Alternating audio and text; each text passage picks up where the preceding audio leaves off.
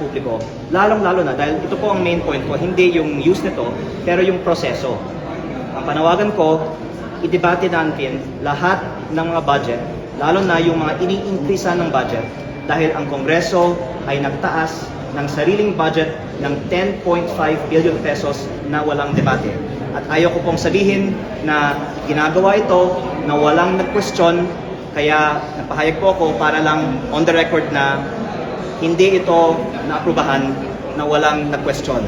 May nag-question pero hindi pinagbigyan tayo na talakayin ito sa Kongreso ngayong araw. Dagdagan ko po isang bagay pa. Yung MOE fund na to, kasama din siyempre ang magbayad ng electric, water bills, iba pang mga necessary expenses ng Kongreso.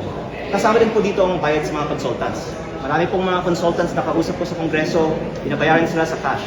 Supot, takpak, maleta. Ang joke ng iba, baka may maleta din. At ang punto ko, kung may mga consultants tayo na legitimo naman, bakit natin lang hindi i-deklara? Bakit hindi tayo maging transparent sa use ng pera ng bayan?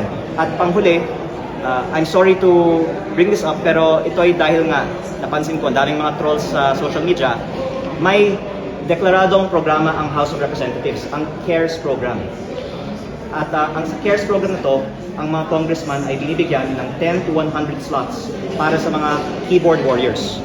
At ang panawagan ko ay maging transparent tayo para sa mga miyembro ng CARES program. I'm sorry if there are members of the House who will disagree with what I'm saying, but at least I'm asking that we be transparent on this para wala na pong spekulasyon sa mga use of funds na ito.